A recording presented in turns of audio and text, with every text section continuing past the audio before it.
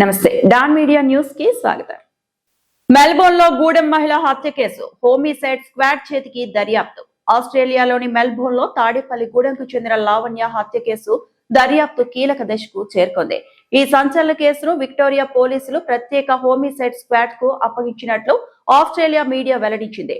హత్య జరిగిన ప్రదేశంలోనే ఆధారాలతో పాటు డిజిటల్ సాక్ష్యాలు, మొబైల్ ఫోన్లు, ఇతర ఎలక్ట్రానిక్ సమాచారాన్ని హోమిసైడ్ స్క్వాడ్ డిటెక్టివ్లు క్షుణ్ణంగా పరిశీలిస్తున్నట్లు సమాచారం. ఘటనకు దారితీసిన పరిస్థితులు, దాని వెనుక ఉన్న కారణాలపై అన్ని కోణాల్లో దర్యాప్తు కొనసాగుతోంది. ఈ కేసులో మృతురాలి భర్త ఆచంట శ్రీనివాస్ పై హత్య ఆరోపణలు నమోదు చేసినట్లు విక్టోరియా పోలీసులు ఇప్పటికే ప్రకటించారు. అనంతరం ఆయనకు మెల్బోర్న్ మెజిస్ట్రేట్ కోర్టులో హాజరుపరచగా కోర్టు రిమాండ్ విధించింది. దర్యాప్తు పూర్తి చేసేందుకు మరింత సమయం కావాలని ప్రాసిక్యూషన్ తరపున కోర్టును కోరినట్లు ఆస్ట్రేలియా మీడియా పేర్కొంది. ఇదిలా ఉండగా ఘటనకు ముందు భర్త ఒక వీడియో కొందరికి పంపినట్లు ప్రచారంలో ఉన్న ఓ తెలుగు వీడియో కూడా ఇప్పుడు చర్చనీయాంశంగా మారింది. ఆ వీడియో ఇప్పటికే భారతదేశంలో వైరల్ గా మారింది. అయితే ఆ వీడియో మెల్బోర్న్ పోలీసుల దృష్టికి వెళ్లిందా, వారు దానిని స్వాధీనం చేసుకుని దర్యాప్తులో భాగంగా పరిశీలిస్తున్నారా అన్న విషయాలపై ఇప్పటి వరకు ఎలాంటి అధికారిక సమాచారం వెలువడలేదు. అలాగే ఆ వీడియో ప్రామాణికతపై కూడా విక్టోరియా పోలీసులు ఇప్పటి వరకు ఎలాంటి ప్రకటన చేయలేదు. మరోవైపు ఈ కేసు దర్యాప్తును ఆస్ట్రేలియాలోని తెలుగు సంఘాలు, అలాగే తాడేపల్లిగూడెం ప్రజలు ఆసక్తిగా గమనిస్తున్నారు. హోమిసైడ్ స్క్వాడ్ దర్యాప్తు పూర్తయిన తర్వాతే ఈ హత్య వెనుక ఉన్న పూర్తి వాస్తవాలు వెలుగులోకి వచ్చే అవకాశం ఉందని భావిస్తున్నారు. హలో, నమస్కారం అండి. నా పేరు శ్రీనివాస్ ఆచంట. మాది పల్లంట్ల గ్రామం, దేవరపల్లి మండలం, పశ్చిమ గోదావరి జిల్లా. నేను ఎల్కేజీ నుంచి ఇంటర్మీడియట్ వరకు వేలువెన్ను సెసిలో చదువుకున్నానండి. ఆ తర్వాత తాడేపల్లిగూడెం శ్రీవాసు ఇంజనీరింగ్ కాలేజ్ పెద్ద తాడేపల్లిలో 2007 బ్యాచ్ స్టూడెంట్ అండి. అక్కడ నేను ఒక అమ్మాయిని బాగా ప్రేమించాను. ఆ అమ్మాయి పేరు లావణ్య చెప్ప. ఆ తండ్రి పేరు చెప్ప వెంకట సాయి, చెప్ప లలిత కుమారి. తాడేపల్లిగూడెం యాగర్లపల్లి కాలవతల సాయిబాబా గుడి దగ్గర ఉంటారండి. సో మా ఇద్దరు కులాలు వేరు.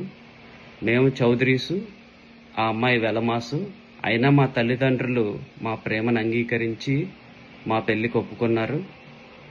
అలాగా మా పెళ్లి జరిగాక మేము హైదరాబాద్లో స్థిరపడ్డాక మా మొదటి ప్రథమ పుత్రిక మా పెద్ద కూతురు హన్విత పుట్టింది. ఆ తర్వాత నేను జాబ్ చేస్తూ సింగపూర్ వెళ్ళడం జరిగింది టెక్ మహీంద్రా కంపెనీ ద్వారా. సింగపూర్లో జాబ్ చేస్తున్న తర్వాత కొన్నాళ్ళకి మాకు మా ద్వితీయ పుత్రుడు లిఖిత్ విశాల్ ఆచంట కూడా జన్మించడం జరిగింది. అలా మేము జీవిస్తున్న సమయంలో సింగపూర్లో పిఆర్ రావడం కష్టంగా ఉండి మేము ఆస్ట్రేలియాకి పిఆర్ అప్లై చేసి మెల్బోర్న్ రావడం జరిగింది. మెల్బోర్న్ వచ్చిన తర్వాత ఎంతో సంతోషంగా ఇక్కడ నేను ఇల్లు కొన్నాను. ఇక్కడ ఫ్యామిలీ నడిపిస్తున్నాము.